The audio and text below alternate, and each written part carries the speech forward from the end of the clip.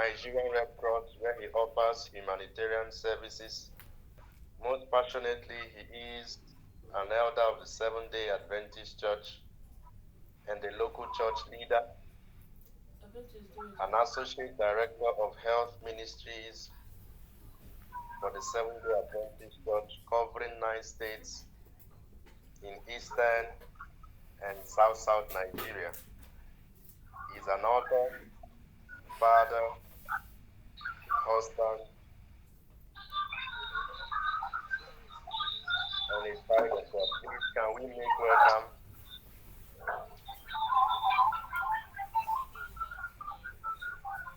Who is not muted? Can you mute, please? Can we make welcome our speaker for tonight, Dr. Soki Prem Akoko? Please, can we just indicate and make him feel welcome? Okay, we can do better. We can do better. Thank you so much. So the voice we hear now is the voice of our moderator and speaker, Dr. Soki Prem Akoko. Over to you, sir. Welcome. All right. Very good evening to everyone on this call. I want to thank you for the opportunity. Wilson, thank you to you and your crew for the opportunity given me to speak on a very mighty topic that could pass for one's project work. I mean, if you're able to effectively discuss this in most departments, even in psychology, you should get a degree. But we'll find some way to put it all together in a box in less than an hour, and then stand by for questions and comments. I'd just like to ask kindly, is this being recorded? Just so that we can reference it, and those persons who have invited that are not here can actually join or have a real life or replay to watch it. Can I get a response? Is this being recorded? Yes, sir. It's recorded, sir. It's being recorded. Oh, great. Okay, so I'd like to have a link because I also shared the link with someone. So I'd like to have a link of the recording so that we can place it on our various social media handles and then people can see. So thank you for being here. My name is Soki, as I've been introduced, and I'll be talking to us about the whole idea behind drugs, drug use, drug misuse, what consequence they will have on the human body, all of those types of things. I'd like to apologize kindly for not showing you my face. So there's been a lot of stress going on around me. I'm sure that seeing my face may affect the way this lecture is being presented, but forgive me for muting. All right, so you'll need to help me change the slide on your end.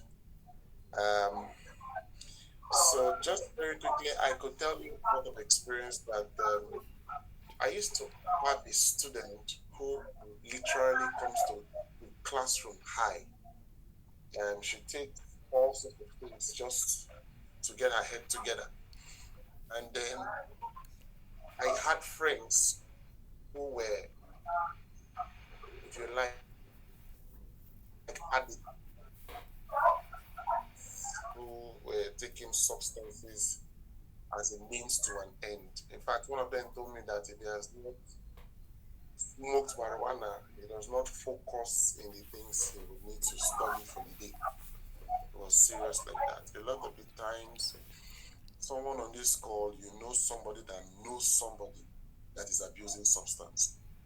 And so it becomes a concern. So one time I had this student who was abusing tramadol. They soon discovered that he was able to survive taking tramadol in year 1 and year 2.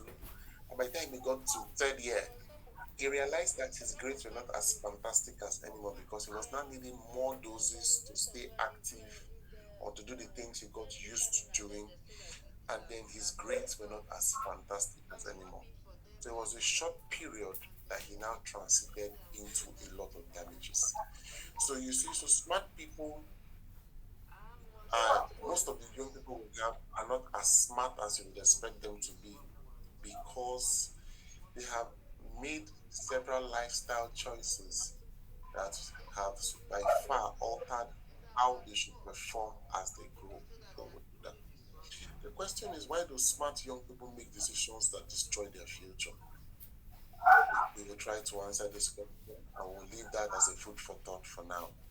So for tonight, I'll try to explain this subject matter under the following titles, bring a bit of an understanding of what this drug concept is, what are the consequences we will face, how can I prevent it, and then my road to recovery.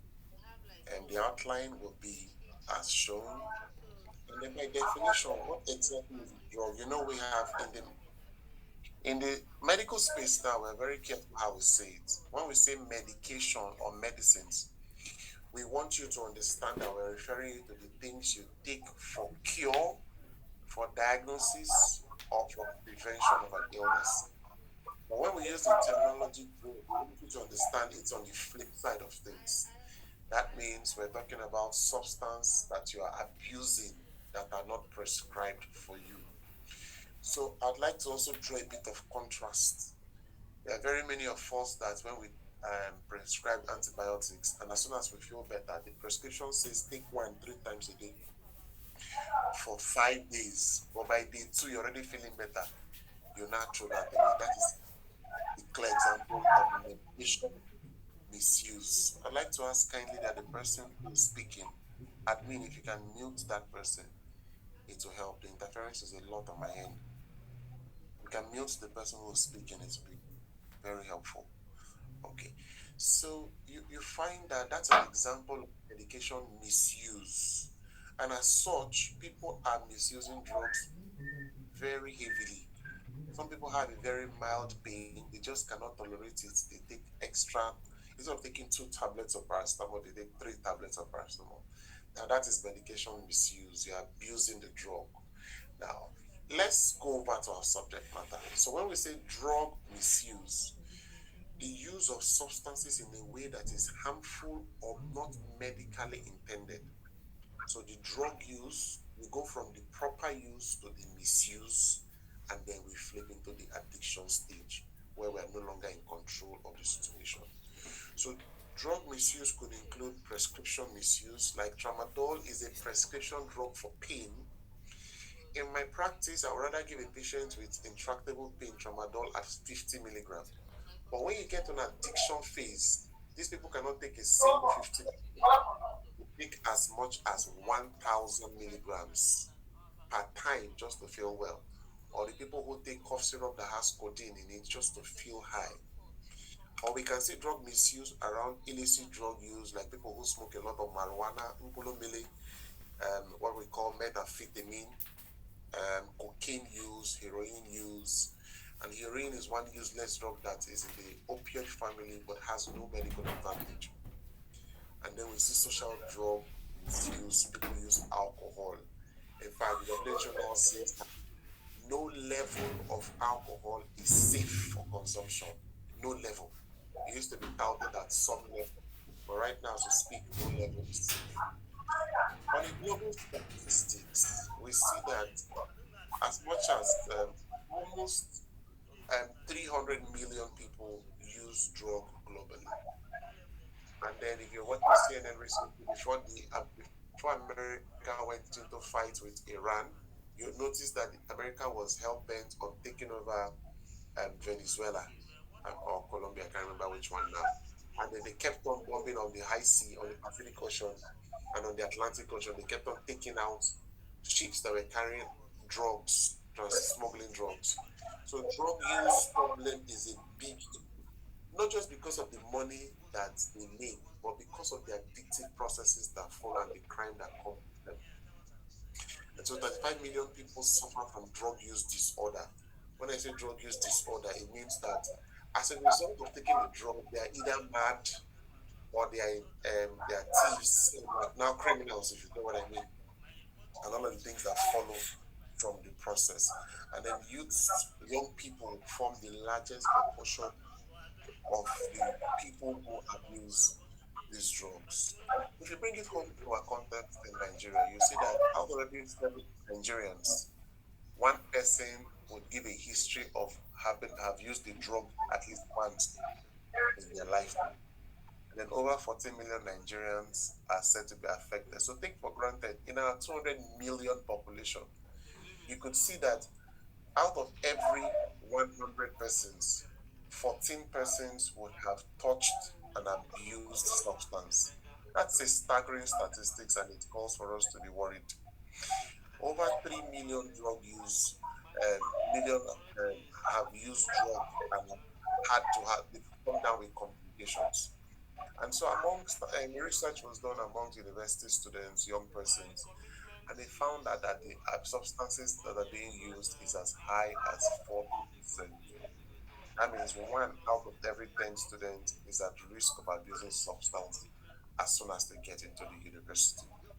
And then some reports suggest that up to 40% of youths are deeply involved, and unfortunately, these things go unreported because people are not usually very honest about how they give feedback when it comes to their um, use of substances because they don't want to be judged.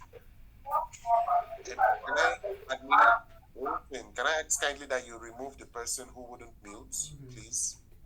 The interference is a lot and is really slowing me down. Yes, sir. Please remove the person. Okay. Then we see that when you find people, what's the root cause of the problem? There are typically four identifiable areas that we can say that is a root cause to the problem. And the first one here is biological. So we talk about biological as the brain still developing. So as the brain is developing, it has a poor impulse to control the urge for these things. That's one way to look at why people abuse substance. There's a psychological concern where people are curious, they want to experiment it, they want to try it out. My friends are doing it. Why can't I do it? If my friends are big boys when they do it, why can't I also do it and be a big boy? It could be a psychological concern, which can also link to peer pressure. And then there's also the risk for depression. When people are depressed or anxious, they want to attempt to alleviate this condition and then they are forced to abuse substances. Some people feel that they are not worth existing around other people because maybe they are poor, their friends are richer, their friends are finer. So they have low self esteem, and then it becomes a concern. I'll share a story with you. I used to hear of a girl who was sent to law school in one of the government institutions, one of the government universities. And then because she was so slim, her friends they always made mockery of her. In fact, one time they even told her on a rainy morning that she should put a stone in her pocket so that the wind won't blow her away. She felt so embarrassed because of how insulting her classmates were. She stopped going to school. Parents were busy paying school fees thinking that their daughter was in the university, but unfortunately she wasn't. So time for law school, she pretended that it was law school time. They had posted her to Abuja and all of those things. And 1 year later, the parents were hoping to come for call to bar in Abuja. This girl had sent them an address where she was lodged and all of those types of things. Only for the parents to go to the venue for call to bar. They didn't see their daughter. Their daughter's name was not on the brochure. They now had to call her back from the hotel. Went to the hotel. Where are you? We cannot reach you. What is going on? So they told the hotel management it is time to do a guest check-in because this person has been in your hotel for the last 24 hours. We're not able to reach her. We thought that she was running around for her call to bar. So the parents were worried. As soon as they opened the hotel door, broke into her room, they realized that this girl had drank sniper the night before and died. And then she left a note saying that she had felt ridiculed in this life. She had done several things to try to gain weight, but she could not. And so, because of all of the ridicule, she just couldn't bear it, and then she killed herself. Now, while that might sound really a lot, some people go through far more worse things than you can imagine. The kind of bully that goes on social media without even people knowing how dangerous their comments are to other people can lead one into misusing or abusing substance. And then the third criteria is social factors where peer pressure becomes a concern. Your friends are telling you if you want to be part of our gang, you need to follow us and drink this or smoke this. Let us know whether your head can carry it. And then people watch things on social media and feel like that is what is trending, and so I should follow. And then because of pressure from to deliver, academic pressure, work pressure, people now start misusing substances. And then the fourth concern is around the area of environmental concern. Because people have easy access to these things. In Nigeria, you can wake up and go to a pharmacy and buy anything you want, especially when they have prescription medicine. The pharmacist is your friend. They are very likely to just want to help you. But we know that these days the regulations are a bit more stiffer. Pharmacists are now more careful, but that cannot be completely ruled out as a fact. And then we have vendors on the street who even now sell cocaine for as cheap as 5,000. They repackage it to smaller sizes so that people can even buy.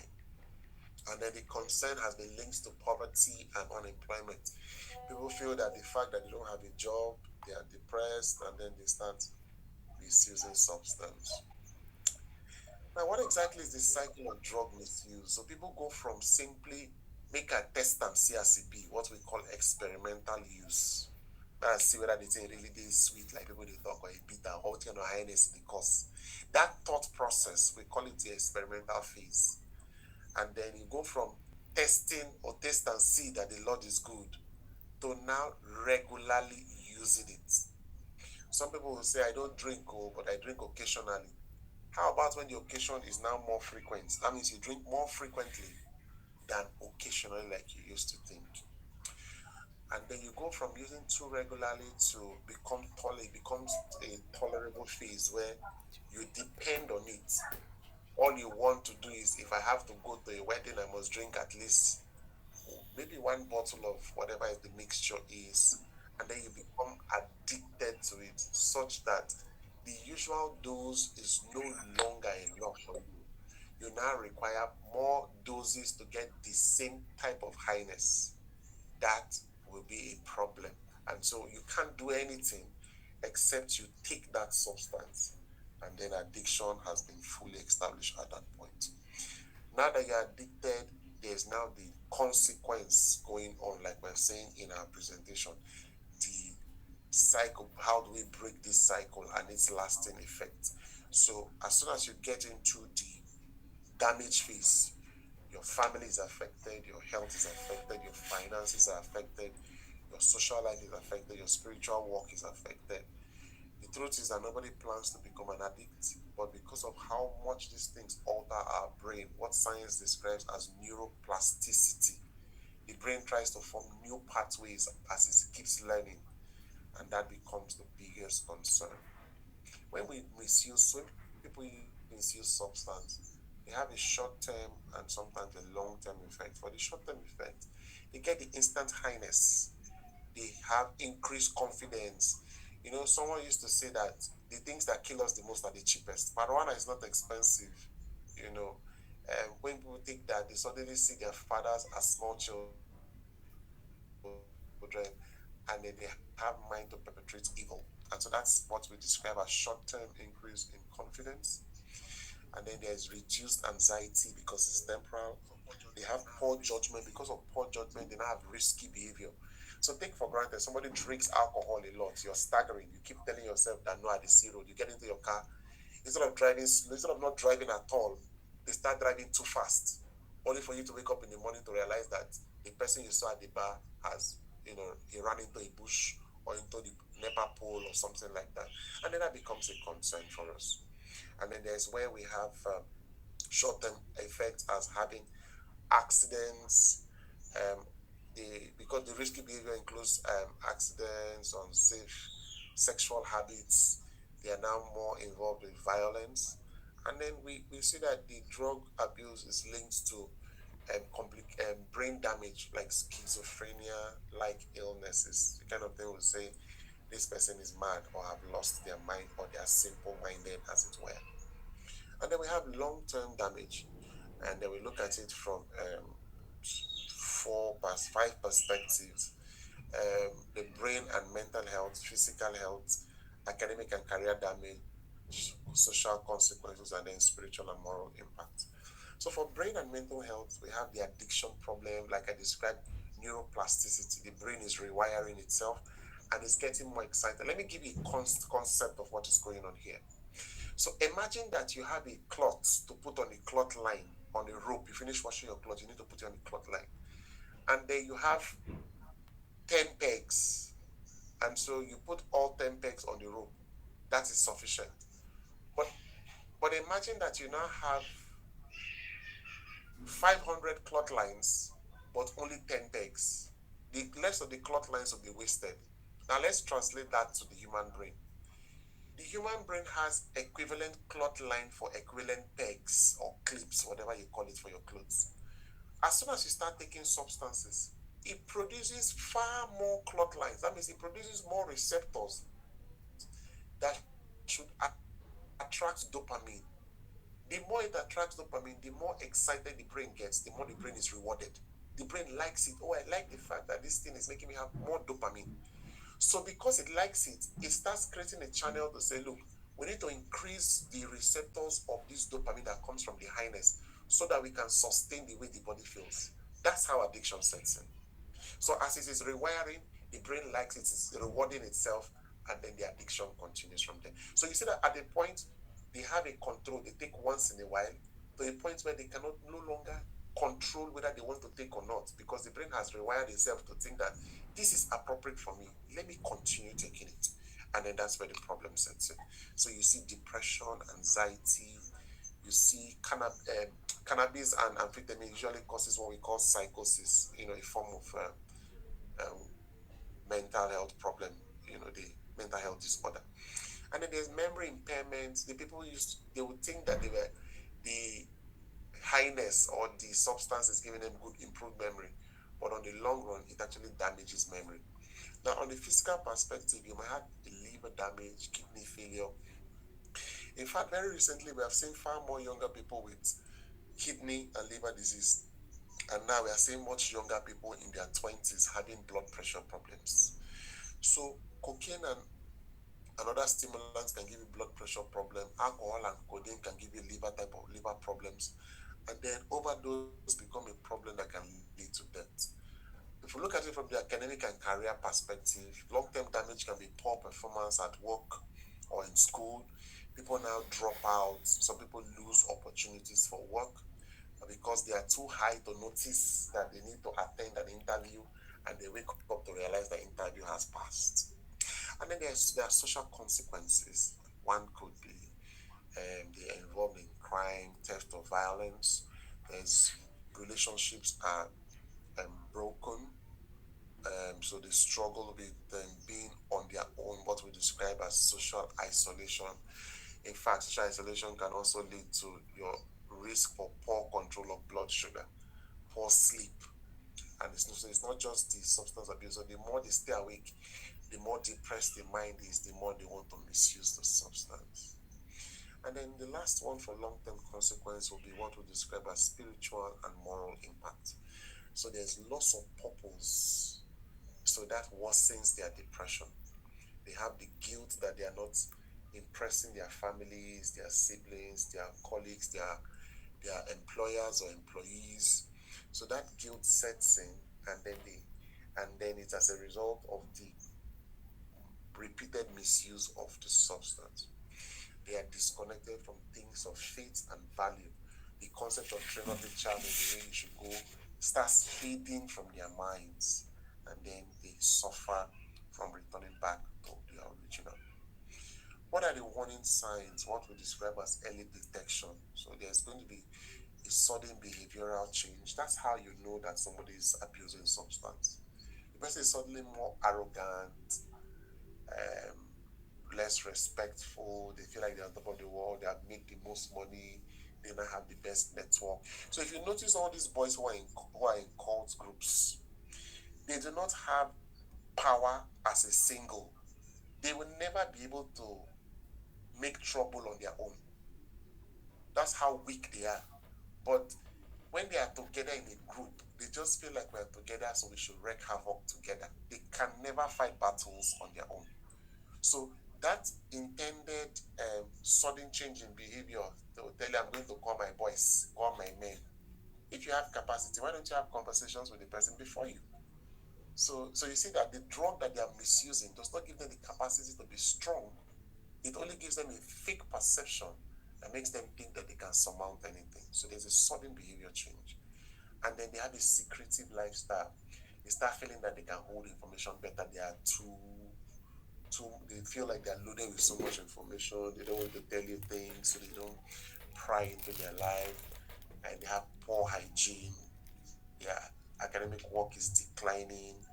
Their official duties are not as fantastic as when they originally started. And then they will have financial problems because they are spending money a lot on the substance, so they are becoming broke. And then the question will be, people stay trapped. How do they get out of it? Why are they even trapped in the first place? Like I described earlier, because of these changes in the brain chemistry, you see that people become addicted. Like I described the peg and the clot line for us.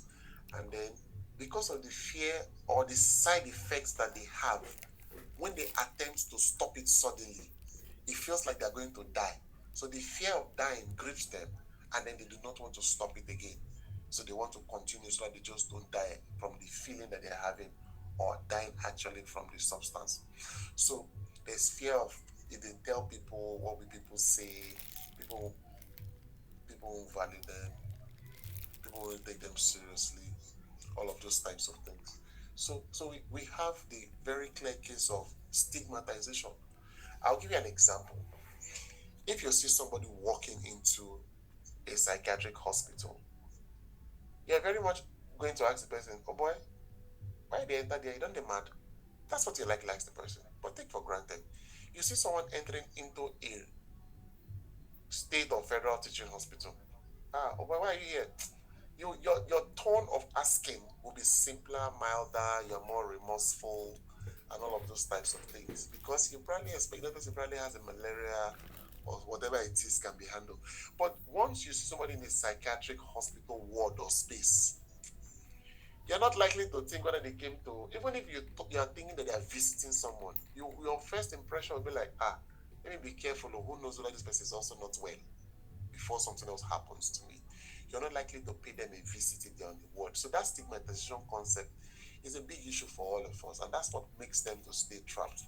And then, unfortunately, we don't have a support system that is viable. Psychiatric care in this part of the world is so expensive compared to every other kind of illness that exists. There are NGOs that support HIV/AIDS, hypertension, and all of those types of things, but you hardly find them around the substance misuse and phase or addiction recovery phase. So as we draw close to the end, I'd like to discuss how to break this cycle of addiction, and then we'll look at it from four parts. The first part will be personal strategies. What would you do if you're trapped with these substances? If you know someone that knows someone that is trapped, you need to learn the virtue of saying no. No means no. No does not mean wait a minute. No does not mean I'll try again later. No means no. There's a guy that is called David Jones. He usually has the songs that are around the addiction recovery talk. You know, and one of the lines of his song says, "If anybody gives you banana is one of the substances that is being misused, marijuana and those types of things. Say no, and when you say no, stand on it. Somebody says this is a new combination of stuff. Are you a DJ? Are you a science student? What are you mixing chemicals for?" And then they bring these things and say, try the highness, it's instant highness. Say no. So you need to have a personal resolve that I do not want to be in this space where these things become a problem. And then you need to avoid high risk environments. That means you would be intentional about not going to areas where they will offer you substances like this. Then you need to build coping skills. If I go through stress, what alternatives are there for me to use to manage them? Do I exercise? Do I visit? Do I work out? Do I, do I eat healthy? As a way of rewarding yourself for the job well done and the stress incurred. When you fail, do I speak to someone? You need to find some easy mechanisms that are healthy for you other than substance misuse. And then you must be purpose driven. You must ask yourself the very honest question: why am I on earth? What am I doing here? Am I just here to use substances? Am I just here to say no or to say yes or just to eat food? What purpose do I come to earth to serve? Those kinds of questions can give you meanings to your life, and then you can be more impactful to society. The second part will be healthy alternatives. Healthy alternatives could be exercising, sports, volunteering. All of these things have been shown by science to improve your mental health. Faith-based activity, the fact that you believe in a thing improves your health. It is scientifically proven. I could share research documents with you to that extent.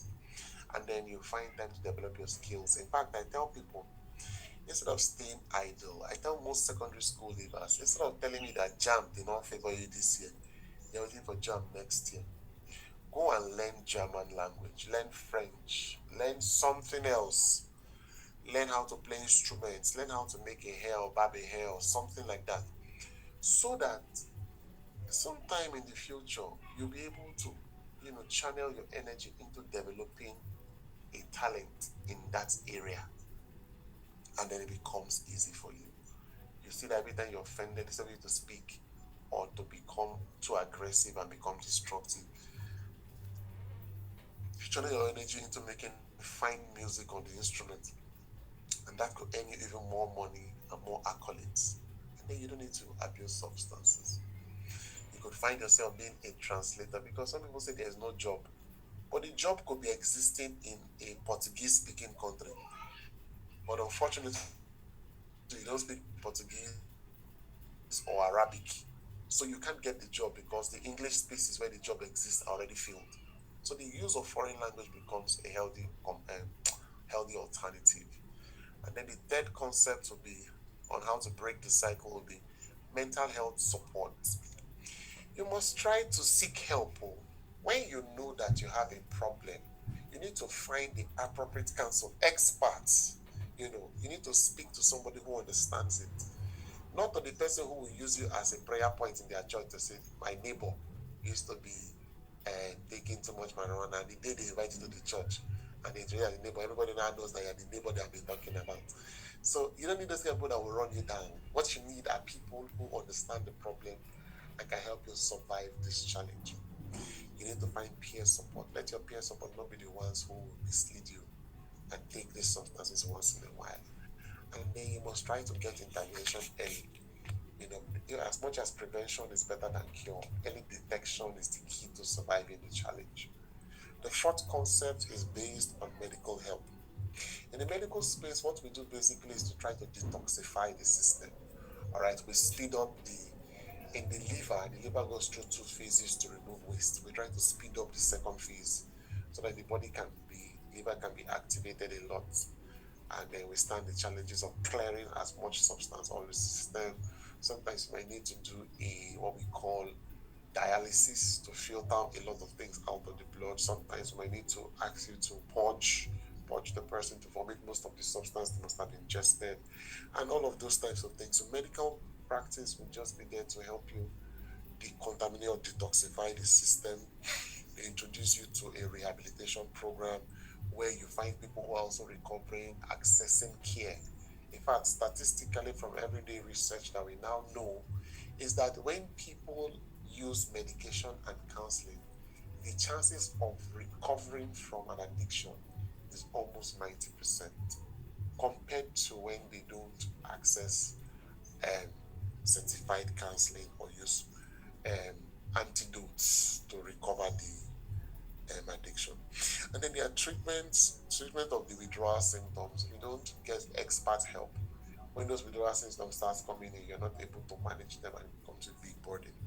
And And then we need to have a long-term follow-up plan. And that long-term follow-up plan is usually prescribed by the physician. And then management of substance misuse is not just for the psychiatrist. Some people might have obstetric problem complications that follow. Some may have um, they need to see a physician. Some may need to see other people, nutritionists, and so on, as the case may be. So it's a multidisciplinary package to get someone to recover.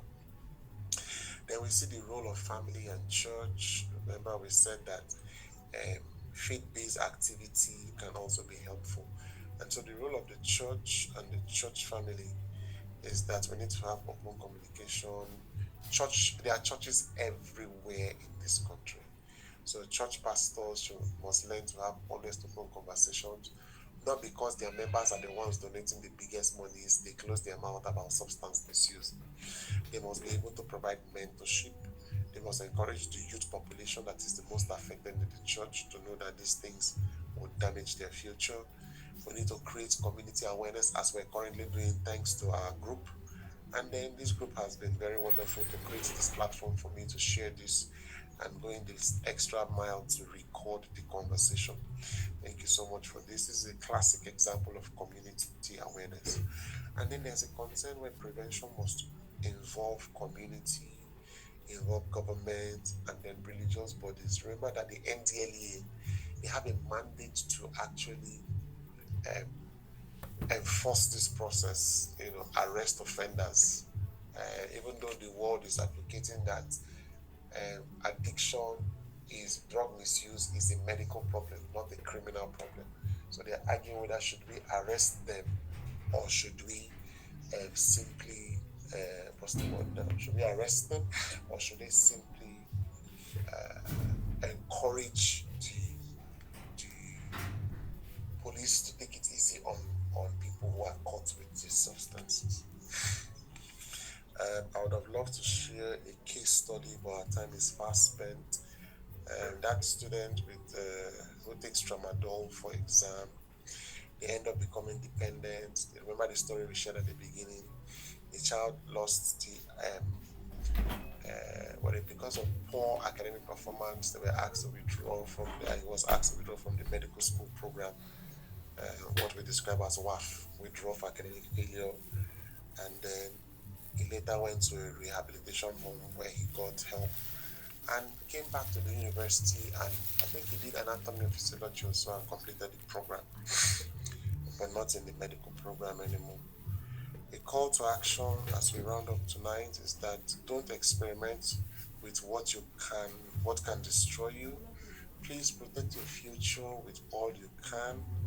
Ask for help before it's too late so that we can help to provide counsel for you.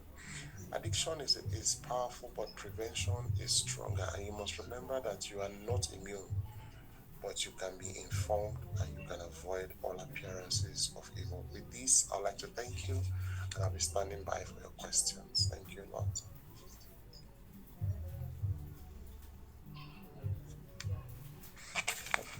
Thank you so much. Thank you, Dr. Soki, for that brilliant presentation. It was indeed a brief but scholarly exposition. Thank you so much, Doc. Thank you, sir. Well, we'll take questions. Just indicate with a show of hands if you have any question. Whether it was treated or it wasn't treated, but it has or it relates to drug misuse. Please just indicate. We'll take your questions.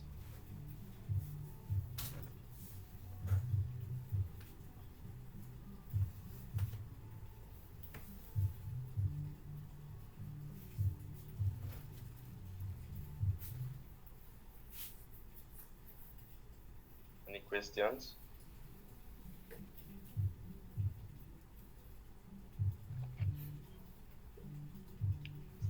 Hello, am I being heard?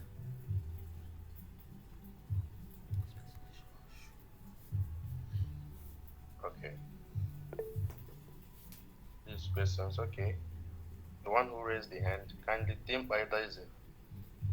Please go on.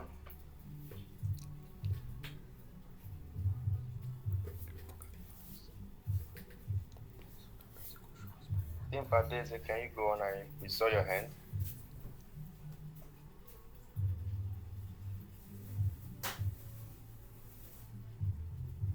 Okay. Any other question?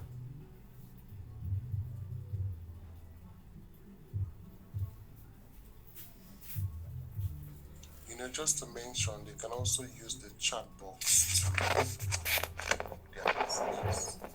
That can also be helpful. Okay, thank you.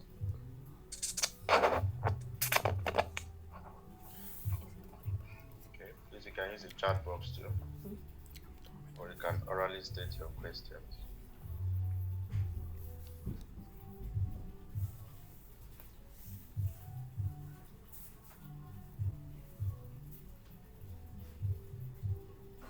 I guess I may open the question session.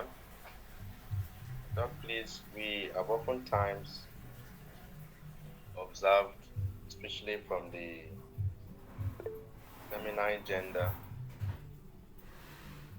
you see someone, let's say, with a particular diagnosis that doesn't relate to using an antibiotic, and then you find out that the person self medicates using an antibiotic for something that doesn't have to do with antibiotics. For example, someone is having a cough and decides to take Septrin. Please, Doc, can you shed light on it? Let's know, is it therapeutically okay or not?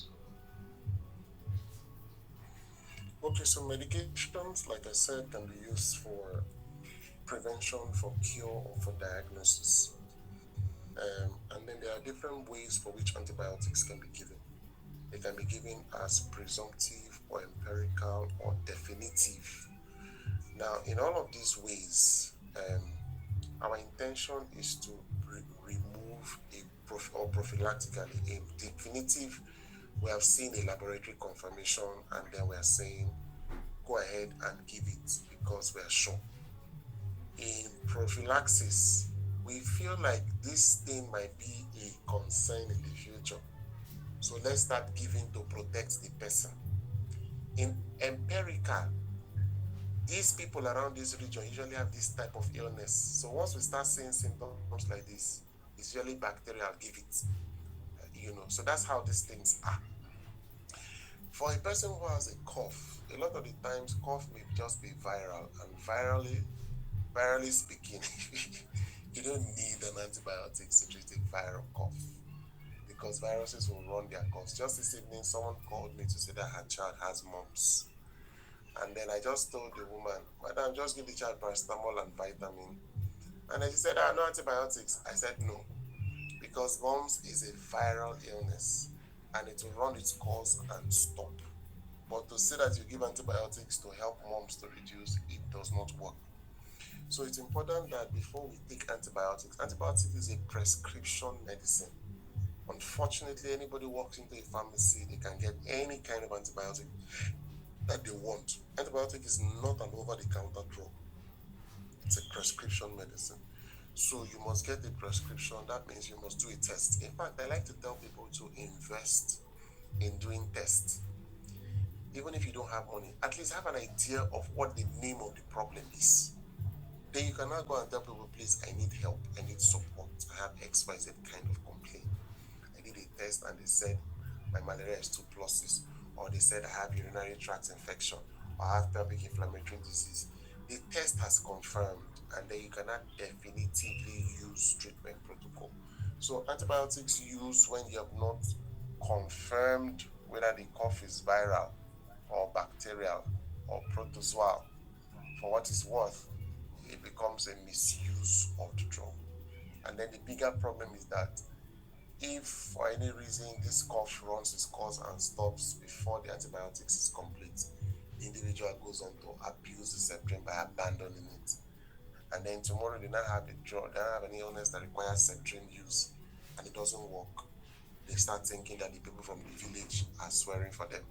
Whereas you forgot that you have used the drug and abandoned it multiple times, and the bacteria are now more resistant to the drug. Thank you.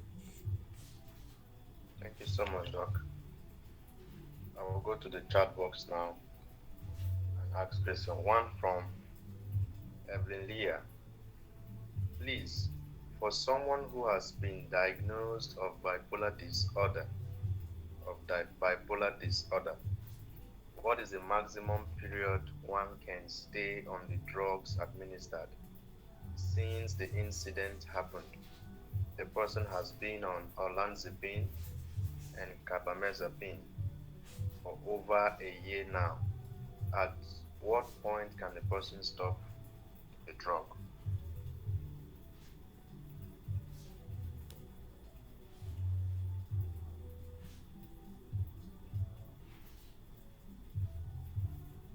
I hear you, but my concern is that thank you for your question, Evelyn. Um, the drawback I have with my response is that the platform for this discussion limits me from discussing these types of information. But what is most appropriate for all of our consumption is that you must actually follow through the neuropsychiatrist who placed you on the medicine. You see, medication are not just based on how long we should take, when to stop abruptly. No, we need to actually assess with the response to the treatment. If we're getting fantastic responses, they will likely taper the dose slowly. When I say taper the dose, if you're taking, say, as much as 50 milligram of the drug, they tell you to take 25, then take 25 on alternate days, and then take 10 milligram, and then stop taking the drug over a period of time. That's how these things are. The abrupt stoppage of the drug is never recommended, never will. So the thing is, if this person on olanzapine and carbamazepine, I don't know why they placed the person on both drugs, but I'd like to advise that this individual psychiatrist who made the prescription to assess the physical state of the patient, and then they can decide when to get off the drug. Please, that will be my counsel on this platform. Yes, please. Next Thank question. you, Thank you, sir. Okay, the next one, Informer. What about those who usually have menstrual cramps and also take some painkillers every few hours to help reduce the pain? Will you say the person is abusing drugs, and what are the complications?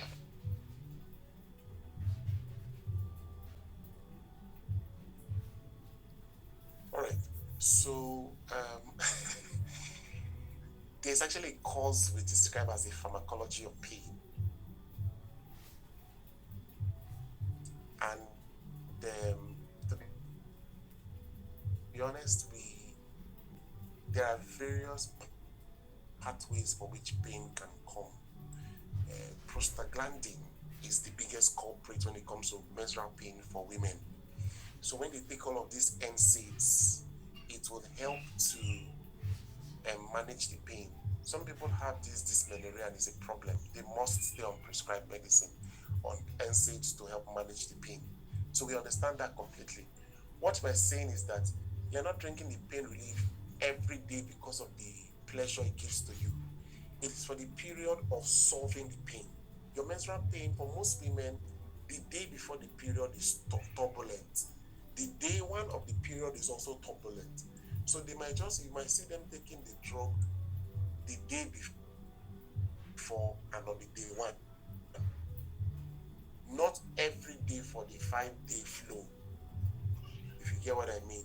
So that may not be classified as an abuse. An abuse will not be that maybe they are taking tramadol and then the pain ceases. But at the end of the menstrual pain, because of the highness they've gotten, they still take the tramadol, and then that becomes a problem.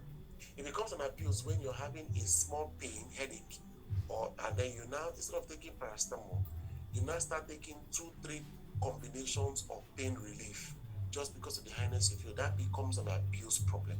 When the pain is small, you want plenty things just to solve the pain in your mind, to solve it immediately, but you're actually gaining some form of highness from it. That becomes a concern, what we describe as multi-problem. So if you're having menstrual pain, what we call dysmenorrhea, and then you're taking pain medicines to manage dysmenorrhea, It's actually a prescription that could help you manage dysmenorrhea. Dysmenorrhea is not funny. For the male population on this call, I'm not sure you understand it. But the women, I know I can understand it. I may not completely understand it, but I can relate. So to pathophysiology as to why there's pain during menses. And then maybe because you're also women, so you know the problem better. So a lot of women can not tolerate the pain. They would need pain relief to solve that problem. That will be my response. Thank you. Okay, Doc. Thank you, sir. Just to follow up that same question, uh, Doctor, I came in contact with a study from National Library of Medicine, and they said concerning dysmenorrhea that one can actually take it, the NSAIDs, prior to the menstruation starts, even if the person may not expect the dysmenorrhea to happen for that month. So I want to ask, could that still be misused or an empirical or prophylactic measures?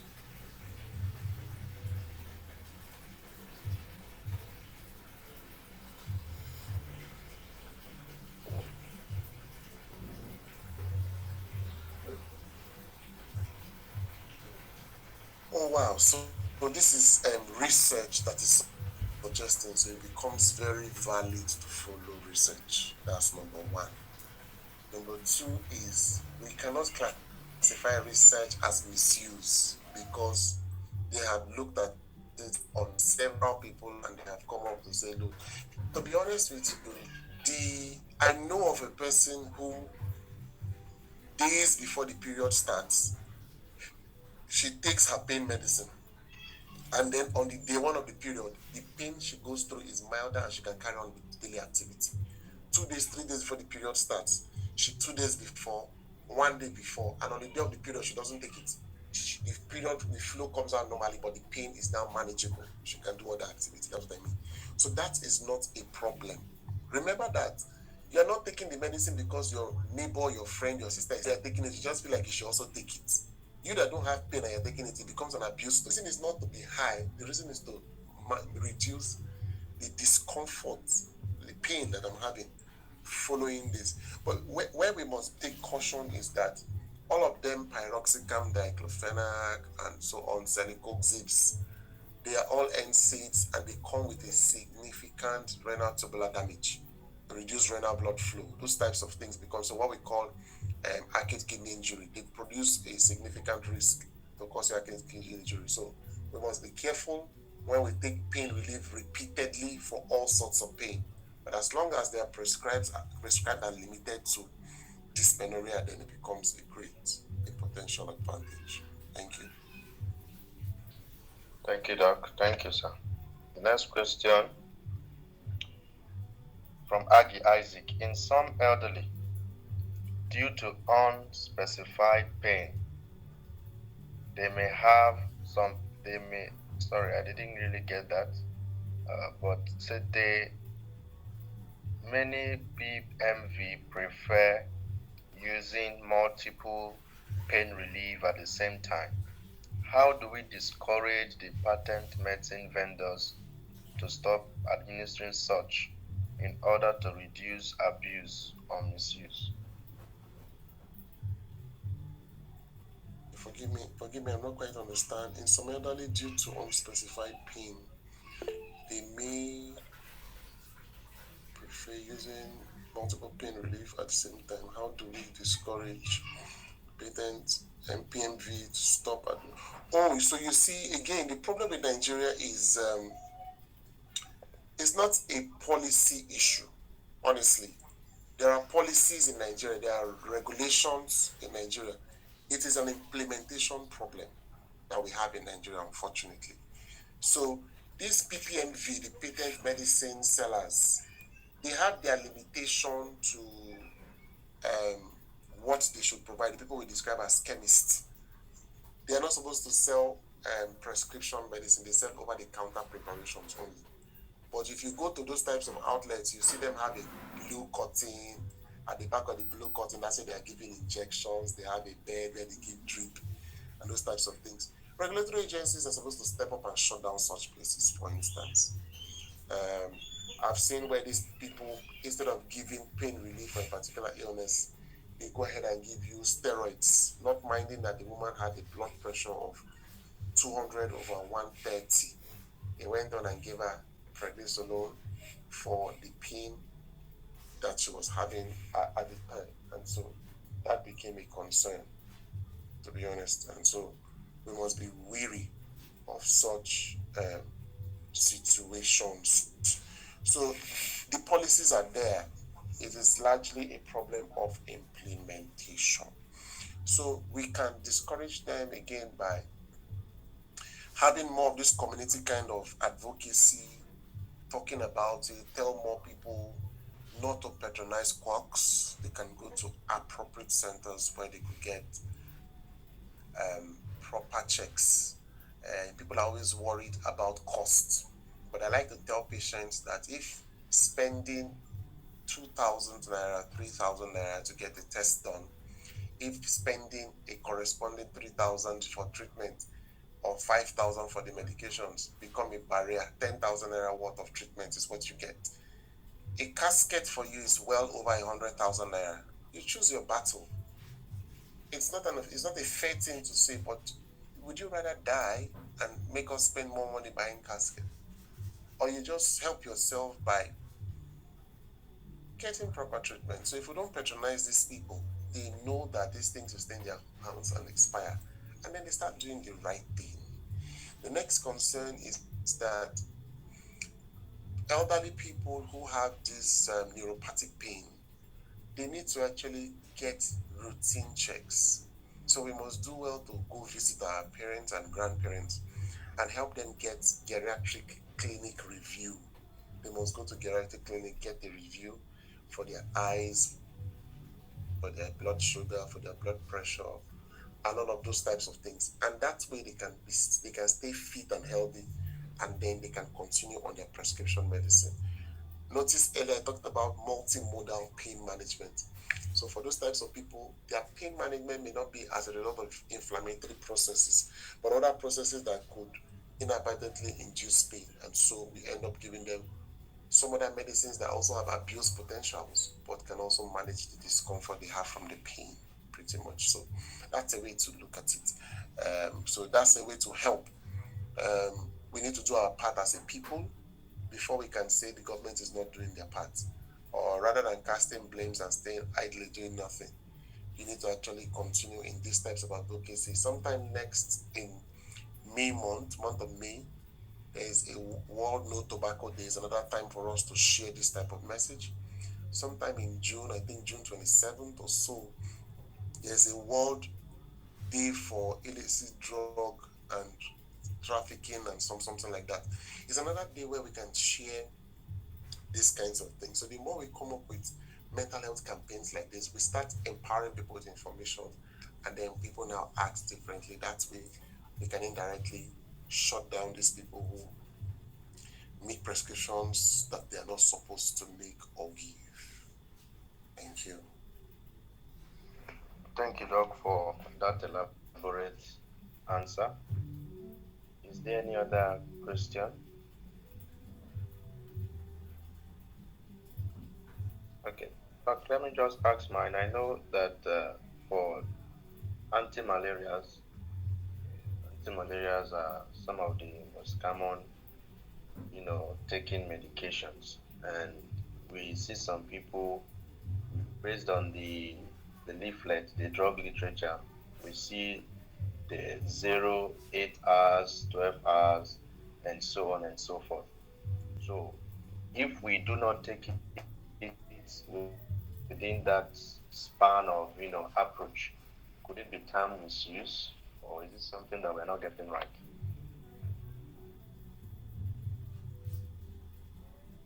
Would you like to ask a question again, please? Sorry, I didn't get that. Okay, Doc. I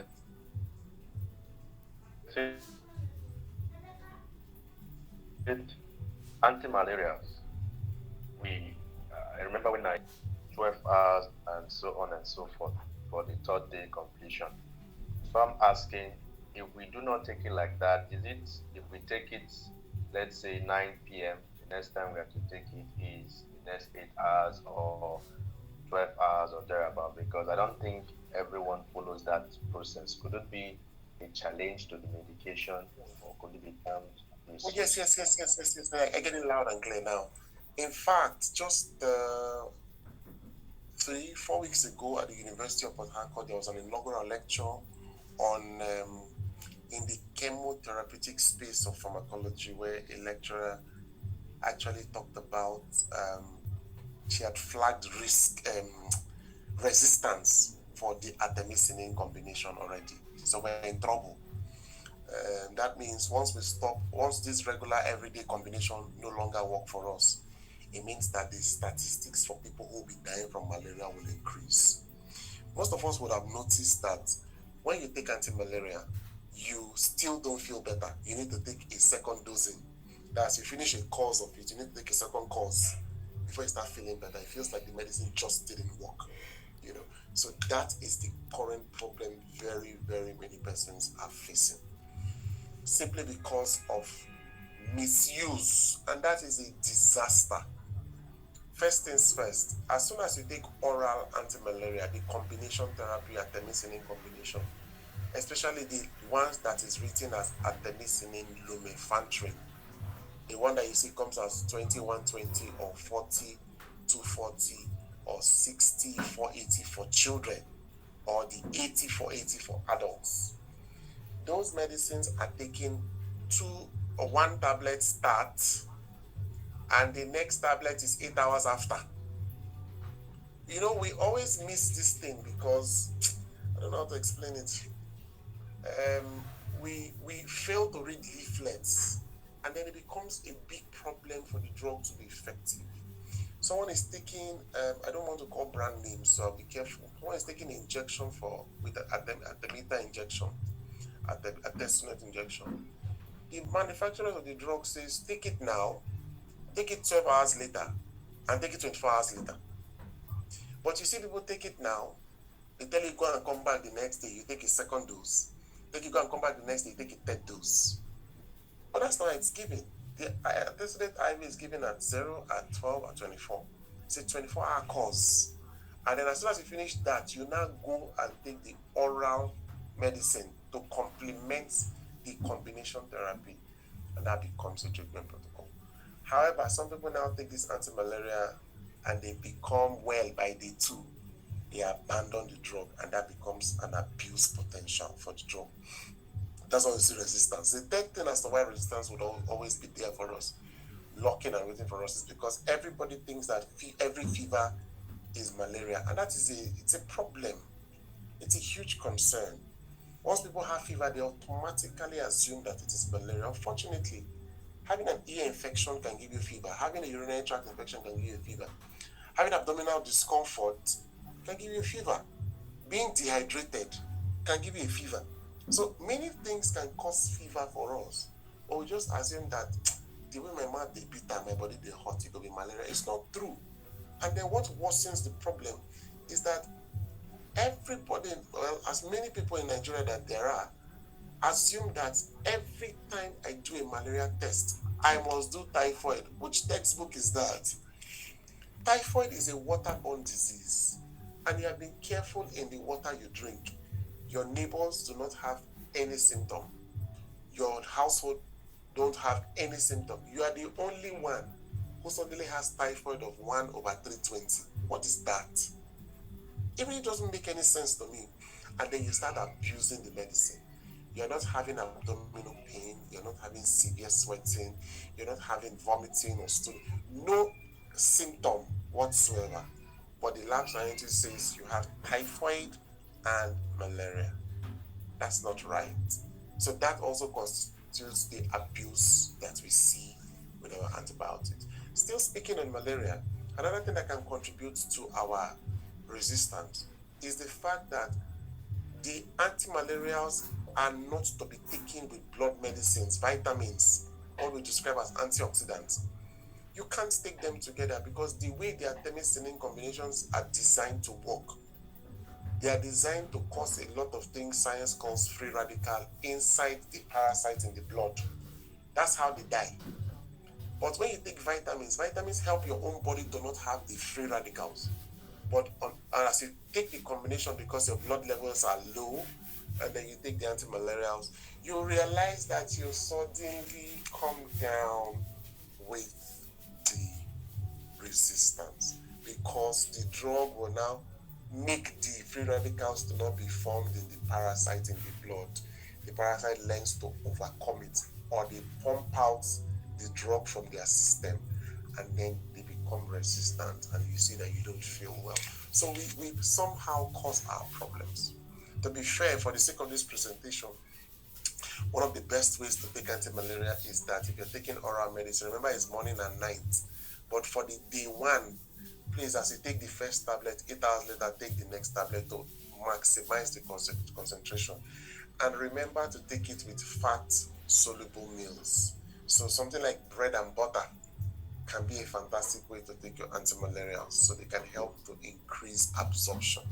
From day 2, you can now start taking morning and night, day 3 morning and night until you finish the drug. I hope this helps the person who asked the question. Thank you. Thank you so much, Doc. Thank you, sir. Is there any other question? So we can start rounding off. Any other question? Okay, maybe I will take the last one. Uh, Doc, still in line with that malaria. Is it advisable? Because we have known this trendy stuff that AA usually have malaria. Is it advisable for one to always consume anti-malarials monthly? Some will tell you if you go to the lab, you must see one plus. You must see one plus. Is it advisable to consume monthly, or are there window periods for taking anti-malaria? No, it's not advisable to consume antimalarials monthly. I'll tell you why. You will see why you see a plus is because we're in a malaria endemic zone. For all of us on this call, if you're not feeling any symptom at all, if you take blood sample and look at it under the microscope, we may find parasites because we're in the malaria endemic zone. Our bodies have developed some kind of immunity to fight malaria. That's why we don't come down with malaria every now and then, even though we're bitten by mosquitoes. You only come down with the illness when your body is overwhelmed. That's when you notice the malaria. So AA people have a very appropriate red cell, and so it becomes very attractive to the malaria parasite to destroy it. The AS people are usually the ones whose red blood cell is not uniquely designed. So that ruggedity, statistically, they are not typically associated with a lot of malaria. That's what some of the thinking looks like. But taking anti-malaria monthly is not recommended as prophylaxis. No, it's not. In fact, we want you to have the malaria so that your body can get used to it. But as soon as you notice symptoms, get tested, get appropriate medicine, take it as prescribed, and then all will be well. That will be my advice. The only sets of persons who take prevention for malaria are the antenatal mothers. They take Fancida, what we call a Septrin pyruvitamic combination, after they start feeling the baby kick in the womb. So for new mothers, it's usually between 18 and 20 weeks. That's what we describe as 6 months of pregnancy, about 5 months of pregnancy. For the older mothers, at 16 weeks, by 4 months of pregnancy, they start feeling baby's movement. Once they feel that movement, we call it quickening, then they can start taking sulfonam or sulfonamide pyrimethamine combination every month till delivery to prevent the malaria attack. Um, that's where we can have that kind of conversation. Again, for younger children, it's recommended to give the preventive prophylaxis because malaria for them is usually very deadly. But in this part of the world, we ignore that type of encouragement, and then we manage the children the best way we can. Once they get the resistance, the immunity that they require at 5 years, so that your child starts managing the malaria better, less symptoms, and all of those types of things. Thank you. Wow, thank you so much. Thank you. I don't know if anyone has any other question or any comment. I believe we have learned a lot tonight, stemming from when our speaker started, and also the questions and the answer sessions, where he also touched other places that we were unable to cover in the slide. Thank you so much, Dr. Soki. Thank you for timely assessing the questions and tackling them scholarly. Thank you so much. So those online, can you just make him feel welcome? Whatever sign you wish. Thank you. Soki, thank you so much, sir. We appreciate this. Is Impact Health Professional Network. We are part of the community, people who create awareness on healthy lifestyles, and we have come your way tonight with drug misuse and how to break the cycle with a scholar in pharmacology. So we say thank you for joining us tonight from various places. Whether you stay in Nigeria or not, I believe everything talked here tonight affects us. Thank you so much once again, Dr. Soki. We appreciate your presence. It's a privilege and we don't take it for granted. Thank you everyone for your time. Thank you so much, Doctor. Thank you, sir. Thank you. All right, let's have a wonderful night's rest. Thank you, everyone. Good night.